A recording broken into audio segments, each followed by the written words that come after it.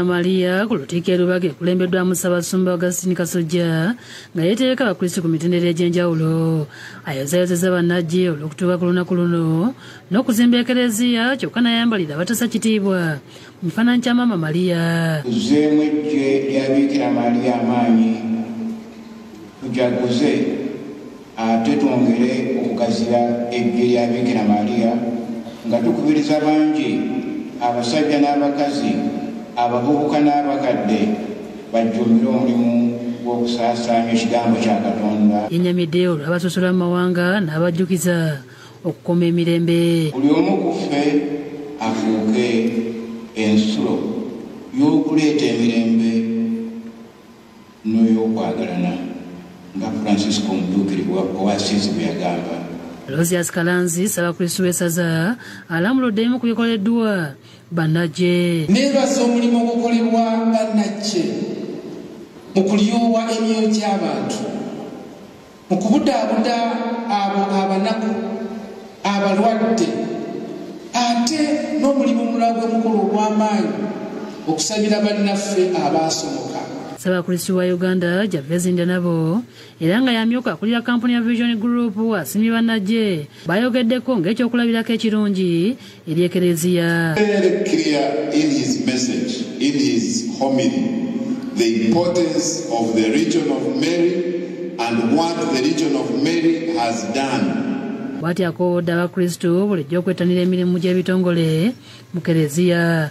Abakulembeze b'eggye lya Maria okuli Sister Matilda boogedde ku lunaku luno. Tukimanyi bulungi nti Bikira Maria si Katonda, tetumusinza naye tumusaamu ekitiibwa ng'omuzadde era tumwagala nnyo oli ne bw'anaakula atya. Abakatoliki mu kampuni ya Vision Group bajaguzza emyaka 10 eggye lya Maama Maria ng'emikolo gibaddewo na ku kitebe kyaffe Elugogo mu Kampala nga mmisa ekulembeddwamu Reverend Father Boniface Muzira ow'ekigo kya Uganda Matters ekiwoko mu ssaza lya Kasana Luweero.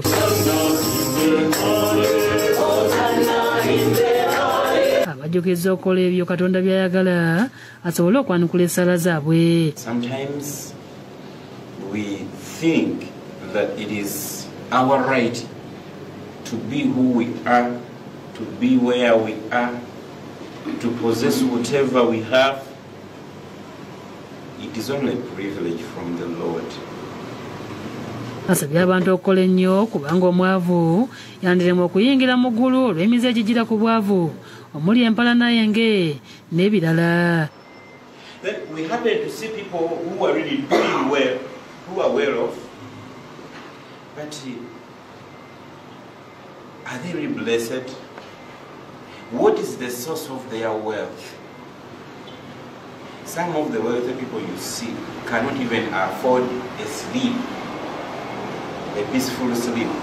Erya Maria lyatandikibwa mu mwaka gwa 1921. Frank Dave Nancy Ireland okubunyisa nnyiri ya Maama Maria.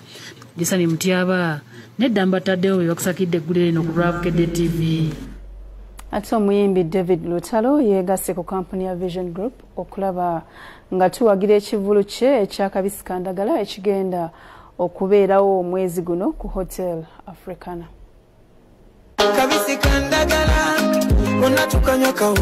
Oluvannyuma lw'omuyimbi David Lutalo okwegatta ku Vision Group okuwa vibe ekivulu kye ekyakabisi kandagala ekigenda okubeera ku Hotel Africana ng'ennaku z'omwezi 23 omwezi guno, enteekateeka z'okutambuza ekivulu kino ziwedde. Kiteekeddwa Abayasini K Events era nga kivujjiriddwa amakampuni ag'enjawulo nga bwe bannyonnyola. Ekivulu kyakutwalibwa mu bitundu eby'enjawulo okuli e Mukono ng'ennaku z'omwezi 24 nga kyakubeera ku Colony Hotel, Ssaabanya ku Maria Floy Masaka ng'ennaku z'omwezi 25. Omu ku badirekita ba Yasini K Events Yisa Mugenyi agambye nti ekivulu kiteekeddwa mu ngeri ya mutindo olw'ebyuma eby'amaanyi ebigenda okukozesebwa. Omulundi guno twasazeewo ne tutegeka n'omuyimbi David Lutalo nga mu butuufu omuntu yenna ali mu Uganda bw'oba onoonya ndongo esinga tosobola kuleka David Lutalo. Wafirika n'okuyingira kwa $3,500 ate ng'emmeeza ya bukadde 2. Omuyimbi Lutalo asiimye Vision Group etwala ne Bukedde family olw'enkolagana ennungi gy'alina nayo. Fani kye nandibadde nteekako nnyo essira. Otegese ebifo bimeka? Ebifo byo bingiko kubanga tugenda genda e Mukono nga 25, 24 Masaka tugenda 25 mwezi guno gwennyini September tugenda gende Mubende tugenda gende Mbarara tugenda genda Kyotera tugenda genda Luweero bana bewaka tugenda genda Mityana tugenda genda Kayunga Dola Namala aweza programu y'ekyenkya Sakune Simon munene w'ekibuga bagambye nti omuyimbi yonna yekwata emikutu gya Vision Group Lubeera bamadamu omuntu waffe tuli naye ndoza kola gye tulaga naye kyaliko mwana mazima gali nti ye utala manyo kuma ebyama mukama mulungi amina tujja kuba tugaba tickets tumanyi nti abana ka school fees kakwata omuntu kayinza okumukwatamu omwezi mulamba awakanga mukambwe addaleti ate ne banne bamuguliranga bamulangira affe kya ticket tujja kikolako ebbanga lyonna ye muyimbi azimbye audience ye n'aseminti nga mubufunze mu lulimi lwaffe olw'eno batukatogosezza ndagala akawowo flavor etwanyanga kawomerera gyenatujogerako netekiwango Sulaiman Mutebi yakusakidde eggulu lino ku Lwabukedde TV kawomerera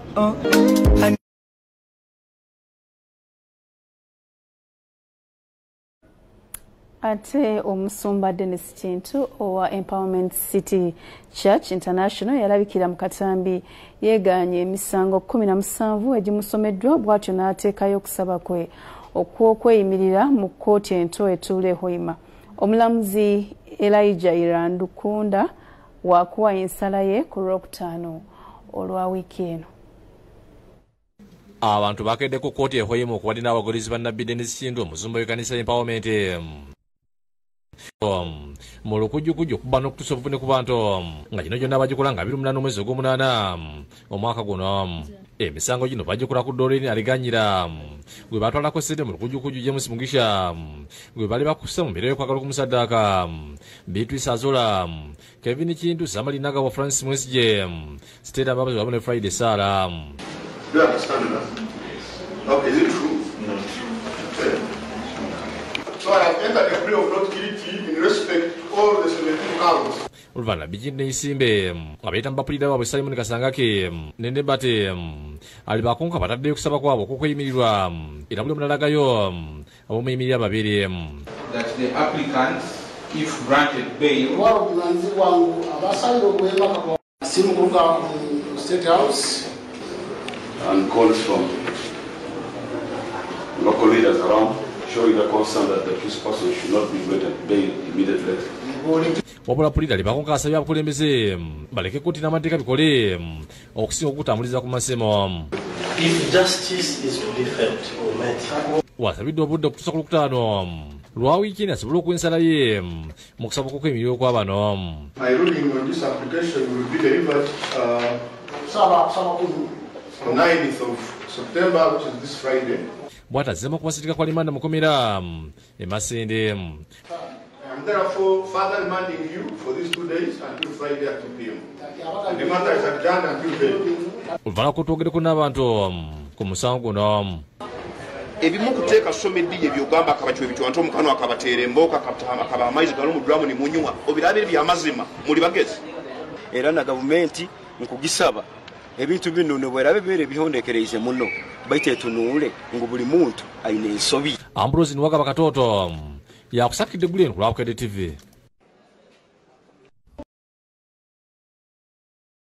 Ensisinkano eno etunuulidde okuzza emirembe mu mawanga agalimu entalo kuli Russia ne Ukraine songa ne Uganda nayo ekiikiriddwa.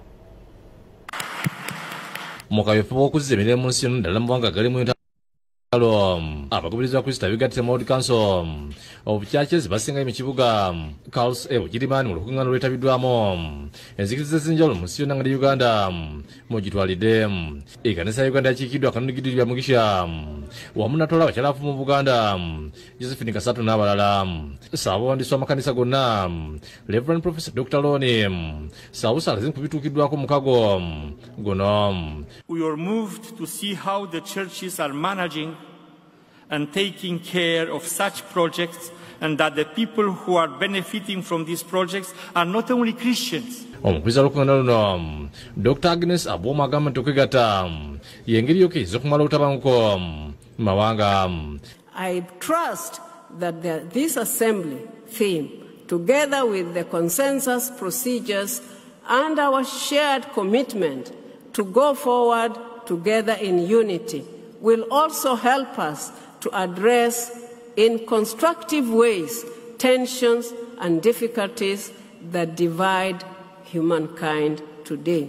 Atekano ya mugisha lazingire butabanko n'obutakanyibula buyinza okulinyibwa onfete si nyingi zibadde ne approach blaming abantu olw'ebizibu bye balimu naye kakati wano tuyize nti omukwano gwa Katonda omukwano bw'oba oguteeka mu bantu kikuyamba okulaba embeera ze balimu n'olyoka obayamba. Ate Kasaato alaze ku bituukiddwaako mu Olukungaana.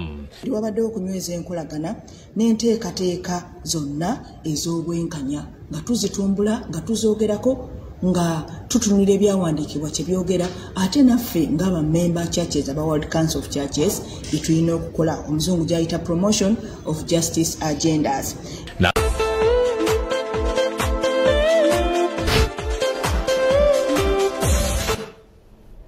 Natugenzeeko mu nsiike ey'ebyemizannyo ekibinja ky'abazannyi 20 aba club ya Vipers SC basitula nkya okwolekera eggwanga lya Congo Brazzaville gye bagenda okuttunkira ne club ya Real Olympic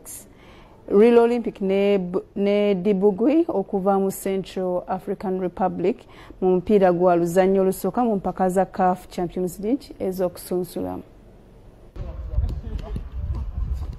Milton Karisa ye captain wa Vipers SO Mujja era ng'emirimu gye egy'okuduumira ttiimu akugitandikira ku bugenyi nga bakyalidde club ya Real Olympic de Bangui ya Central African Republic wabula ng'omupiira gwakuzanyirwa mu Congo Brazzaville. Karisa asikidde omuzibizi Halidi Lwaliwa ateekateeka okwegatta ku club empya wabweru w'eggwanga. Tugenda samba tiimu ya Central African Republic kiba kitegeeza nti Champions League nabo ba champion waabwe, so tiimu nungi kuba si kyangu kubeera champion naye twetegese bulungi era tuli ready okugenda okufuna results ennungi. N'omutanyi Babasiimye Ruhanga naye ateekateeka okwegatta ku klabu endala ebweru w'eggwanga era nga mu kutendekebwa okusembyeyo leero. Akawungeeza ekitende omutendesi Omubrazil Roberto Oliveira atunuulidde Murshid Juko ne Livingstone Mulondo okuziba eddibu lya Lwaliwa mu kisenge ate ng'abawuutanyi Omukongo Olivier Osomba wamu ne Marvin Joseph Youngman be batunuuliddwa okuziba eddibu lya Bobos mu makkati. Omutendesi Olivier agamba abazanyi bonna abapya omuli n'omutebi Cromwell Rothomio beetegefu okutwala ttiimu mu maaso. Rothomio yaguliddwa okudda mu bigere bya Caesar Manzoki gwe baatunze mu Dalian FCA China. Yes, Halidi was my captain. Yes, Bobos is too. Caesar my top scorer too, with Karisa, with Yunus. But it's football. I cannot cry. I go repeat the same. I cannot cry. It's football. And football, you need business too. The club, the players, the coach is normal. But the most important, concentrate for this game, for Champions League. Okay, it's my objective. It's our objective. I think I trust so much my players for repeat the same performance last season now in Champions League. It's my objective. Tiimu ya Vipers Esitula nkya n'abazanyi 2 okwolekera Congo Brazzaville gye bagenda okuttunkira ne club ya Real Olympic de Bangui ya Central African Republic olw'omukaaga luno mu luzannya olusooka olw'empaka za CAF Champions League. Yo club ya Bull FC ekyagenda mu maaso n'okutendekebwa ku kisaawe e Bugembe era nga bano bakuzanya ne Future FC okuva e Misiri mu mpaka za CAF Conferedetion Cup ku lw'omukaaga luno ku kisaawe kya St Mary's ekitende.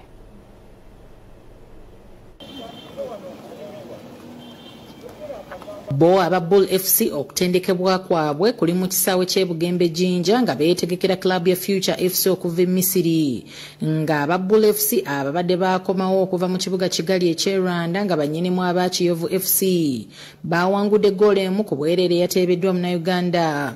Erisa Sekisambu Okusoomooza okw'amaanyi omutendesi wa Bull FC Alex Asabye kwalina kwe kuba nti tebannafuna budde bumala kumanyiira kisaawe kya Kitende eky'ekiwempe gye bagenda okukyaliza club eya Future FC eya Misiri.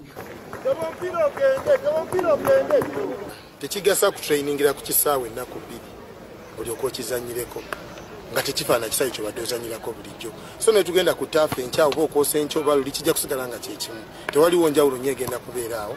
So ndowooza tujja kugenda olunaku olusembayo tulambule ku kisaawe tukolerewo obuntu obutonotono okubuulira obwongo tugenda kuzanyira wano.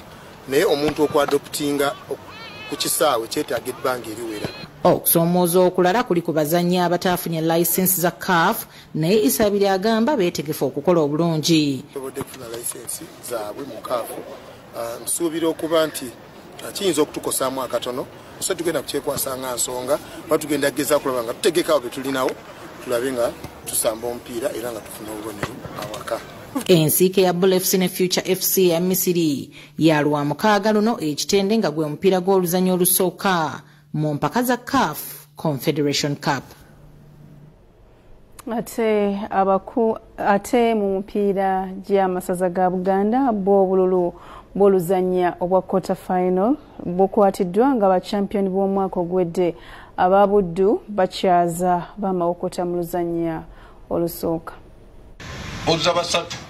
Olukiiko luno lwetabiddwamu minisita w'ebyemizannyo Emmengo ow'ekitiibwa Henry Sekabembe, ssentebe w'akakiiko akaddukanya empaka zino Sulaiman Ssejjengo wamu n'abakungu okuva mu ttiimu z'amasaza 8 ezaayiseewo.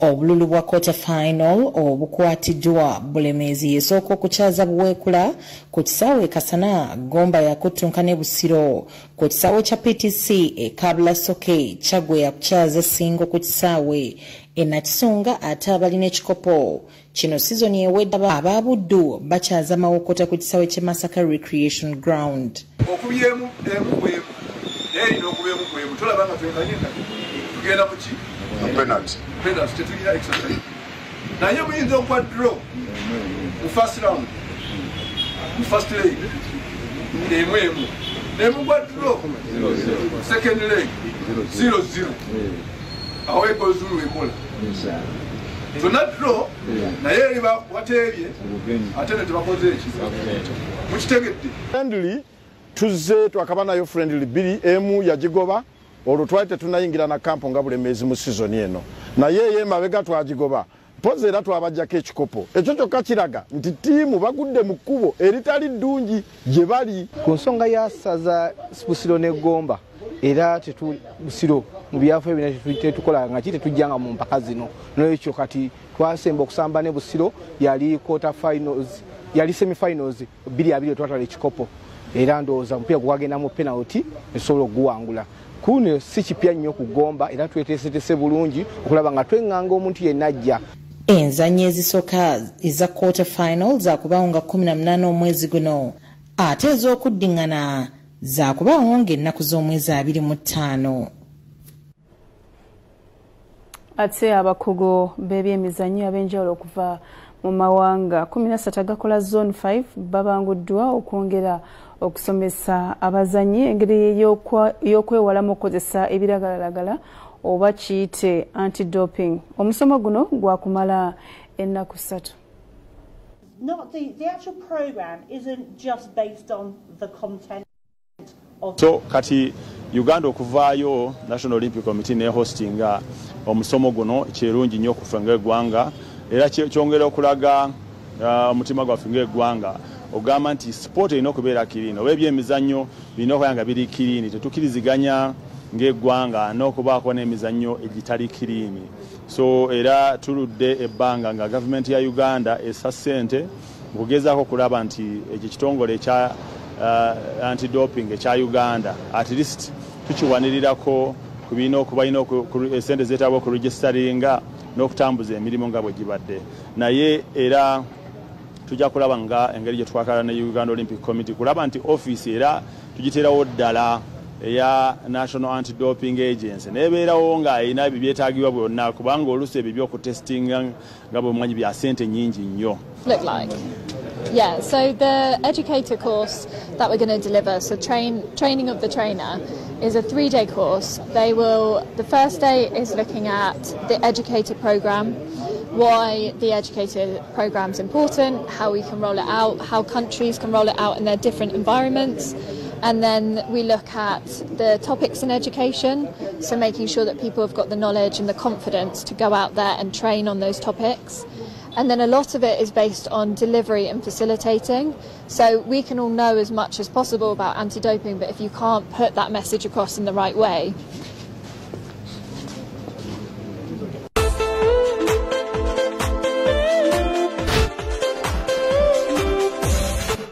agekiro kyaliro bwegatambudde munaffe tukwagaliza okusula obulungi Mukama Katonda ayongere okukukuuma. Sula bulungi, weeraba.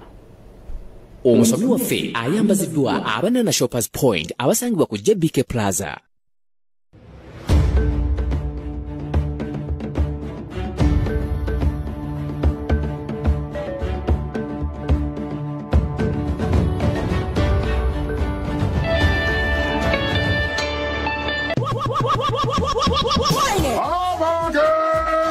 Music